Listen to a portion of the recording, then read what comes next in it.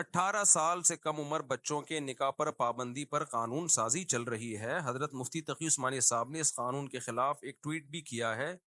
مولانا فضل الرحمان نے بھی اس کے خلاف تحریک چلانے کا اعلان کیا ہے۔ اسمبلی میں ایمل ولی خان نے بھی اس پر تقریر کی ہے۔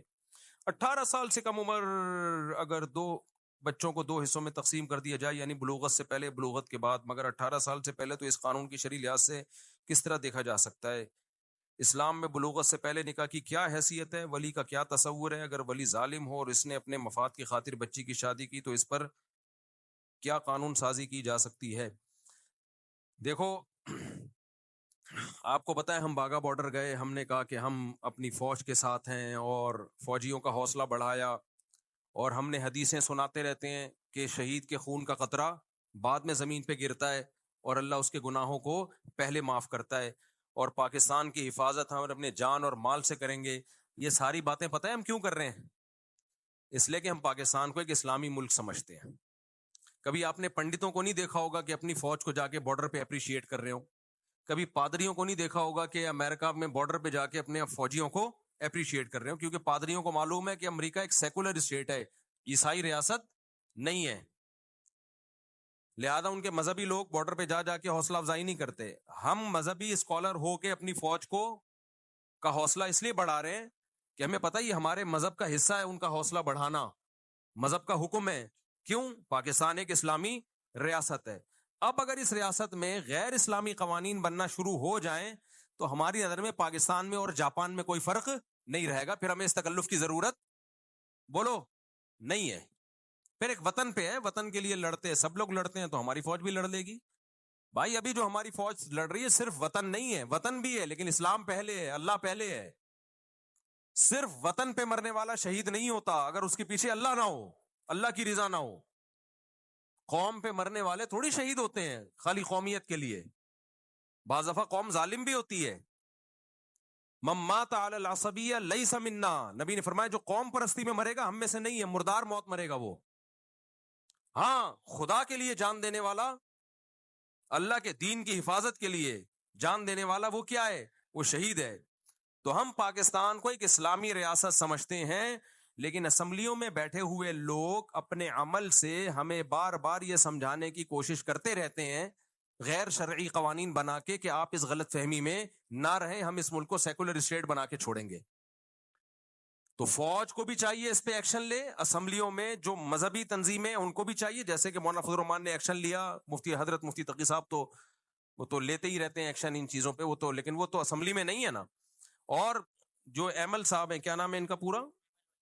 ایمل ولی خان، بہت پیاری تقریر کی انہوں نے، وہ تقریر میں نے خود پوری سنی ہے۔ انہوں نے ایکشن لیا تو اسمبلیوں ہی میں قانون پاس بھی ہوتا ہے اور اسمبلیوں ہی میں اس قانون کے خلاف آواز بھی اٹھائی جاتی ہے۔ تو اچھا، اسمبلیوں میں جو غیرت مند لوگ ہیں ان کو چاہیے اس کے خلاف آواز اٹھائیں کہ ہم کوئی غیر اسلامی قانون پاکستان میں پاس نہیں ہونے دیں گے۔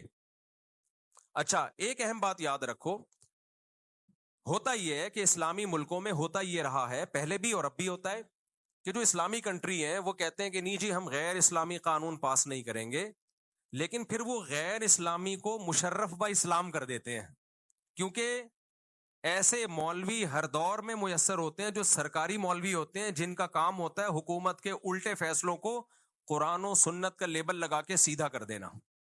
بات آ رہی ہے سمجھ میں؟ جنرل ایوب خان نے جب ہمارے فیملی لاز بنائے، آئلی قوانین، طلاق کے حکام اور اس میں نکاح کے حکام، دوسری شادی سے متعلق قانون سازی، تو جب اس نے قانون سازی کی تو وہ غیر شرعی تھی، اسلام کے خلاف تھی۔ یہاں حضرت مفتی ولی حسن ٹونکی رحمۃ اللہ علیہ جو مفتی اعظم تھے اور دیگر بڑے بڑے علماء نے اس کے خلاف آواز اٹھائی، یار یہ جو تم طلاق کے قوانین بنا رہے ہو تو غیر اسلامی ہے۔ اب جنرل ایوب خان نے کیا کیا؟ اس نے بولا بھائی اسلامی مملکت ہے، قرآن آئین میں لکھا ہوا ہے کہ قرآن و سنت کے اگینسٹ کوئی قانون بنے گا نہیں۔ تو اس نے کیا کیا؟ جنرل ایوب خان نے مصر سے ایک مولوی بلوایا، پاکستان میں سعودی عرب میں کہیں بھی نہیں ملا مولوی، جس مولانا سے پوچھا اس نے بولا بھائی یہ غیر شرعی قانون ہے۔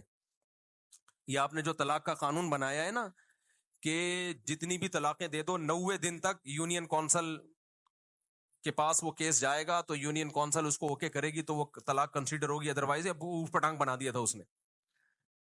سعودی عرب میں، پاکستان میں، جہاں بھی علماء سے، مفتیان کرام سے رابطہ کیا، سب نے کہا یہ غیر شرعی ہے. تو اس نے مصر میں کوئی ازہر میں اس کو اپنی مرضی کے کوئی مولانا، کوئی مفتی مل گیا، وہاں سے ریٹرن ٹکٹ دیا کہ آپ تشریف لائیں. تو اس نے وہ سارے غیر شرعی قوانین پر ٹھپا لگا دیا اسلام کا. آئی بات سمجھ میں؟ اچھا، وہ جب مفتی وہاں سے آیا، تو جب یہاں کے مفتیان کرام، علماء کرام جو بڑی چوٹی کے علماء تھے، ان سے ملا، تو اس نے ایوب خان سے کہا کہ آپ کے اپنے ملک میں اتنے بڑے بڑے علامے موجود ہیں، تو مجھے کیوں بلوا رہے ہو آپ؟ وہ خود حیران تھا کہ یار آپ تو جب بلواتے جب یہاں نہیں ہوتے. وہ بیچارہ سمجھ نہیں پایا کہ حضرت آپ کو اس لیے بلوایا گیا ہے کہ ایوب خان نے غیر شرعی قانون بنایا ہے، تو آپ اس پہ ٹھپا لگا سکتے ہو. پاکستان میں کوئی مولانا مل نہیں رہا تھا اس پہ، نہ دیوبندیوں میں، نہ اہل حدیث میں، نہ شیعہ میں، نہ سنیوں میں، کوئی مل نہیں رہا تھا اس کو مشرف با اسلام کرنے کے لیے. تو مصر سے کوئی امپورٹ کیا گیا. تو گورنمنٹ کو جب کوئی غیر شرعی قانون پاکستان میں بنانا ہوتا ہے، تو اس کو اپنی مرضی کے سرکاری مولوی مل جاتے ہیں، اور اب دیکھنا اس پہ مقالے آنا شروع ہوں گے اور لکھنا شروع کریں گے اس میں کیا حرج ہے. تو وہ غیر شرعی قانون ہوتے ہیں، لیکن اس پہ اسلام کا لیبل لگا دیا جاتا ہے. اب میں آپ کو بتاؤں گا کہ 18 سال سے کم عمر کی لڑکی پہ شادی پہ پابندی لگا دینا، یہ 100% غیر شرعی ہے، اسلام کے بالکل اگینسٹ ہے. لیکن اب ایسے اسکالر مارکیٹ میں آئیں گے جو دلیل دیں گے، اور کچھ نے تو دلائل دینا شروع کر دی ہیں. وہ دلیل یہ دیں گے، اب سمجھو دلیل، آپ لوگ حاضر ہیں یا نہیں ہے؟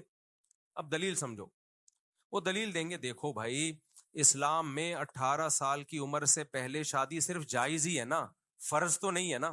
کیا خیال ہے بھائی؟ آپ لوگ حاضر ہیں یا نہیں ہے؟ جب آپ لوگ کو سمجھ میں نہیں آئے گا تو اسمبلیوں میں بیٹھے ہوئے لوگوں کو کہاں سے سمجھ میں آئے گا؟ تو وہ اسکالر اب یہ کہنا شروع کریں گے، بھائی 18 سال کی عمر سے پہلے شادی حلال ہے نا، فرض تو نہیں ہے. تو ایک حلال کام پہ اگر گورنمنٹ یہ سمجھتی ہے کہ اس کے سائیڈ ایفیکٹ بہت زیادہ ہو رہے ہیں، تو اس حلال پہ پابندی کیوں نہیں لگا سکتی؟ بھائی فرض تھوڑی کیا ہے اسلام نے 18 سال سے پہلے شادی. سمجھ میں آ رہی ہے بات کہ نہیں آ رہی ہے؟ فرض تھوڑی ہے. جب بچیوں پہ تشدد کے واقعات بڑھ رہے ہیں کم عمری کی شادیوں میں، اور یہ ہو رہا ہے اور ظلم ہو رہا ہے، چھوٹی چھوٹی بچیاں بیچ دی جاتی ہیں بڑے بڑے بڈھوں کو، اور یہ اور وہ پورا ایک وہ بنا کے کھڑا کر دیتے ہیں کہ تو کیا حرج ہے. پھر اس کی ایک مثال دی جاتی ہے، دیکھو بھائی، لال بتی جب جل رہی ہو تو ہمارے لیے رکنا، اسلام نے کوئی آرڈر دیا کہ رکو؟ بھائی اسلام نے جائز رکھا ہے، تمہاری مرضی، رکو یا مت رکو. لیکن گورنمنٹ نے انتظامی معاملات کو سیدھا کرنے کے لیے ایک لا بنا دیا کہ بھائی اسلام نے تو اجازت دی ہے کہ آپ چلتے چلے جاؤ یا آپ رک جاؤ، آپ کی مرضی ہے. لیکن چونکہ چلنے میں ٹکر کا اندیشہ ہے، لہذا ہم یہ پابندی لگا رہے ہیں کہ اگر ریڈ سگنل ہوگا تو آپ کو رکنا پڑے گا. تو اسلام بھی اس پابندی کو قبول کرتا ہے. بھائی گورنمنٹ اگر کوئی لا بنا دیتی ہے لوگوں کے فائدے کے لیے، تو اس لا کو فالو کرنا یہ سب پر لازم ہے، اور یہ اسلام کا حکم ہے. تو وہ یہ کہتے ہیں کہ جیسے لال بتی پہ رکنا یا چلنا فی نفسی ایک مباح جائز کام تھا، فرض نہیں تھا، لیکن جب گورنمنٹ نے قانون بنا دیا تو وہ لازم ہو گیا. ایسے ہی 18 سال سے کم عمر کی بچی کا نکاح کرنا فرض تو نہیں تھا نا، جائز ہی تھا نا. لیکن جب گورنمنٹ نے دیکھا کہ اس کے نقصانات ہو رہے ہیں، قانون بنا دیا، تو کوئی حرج نہیں ہے، کوئی اسلام کے اگینسٹ نہیں ہے.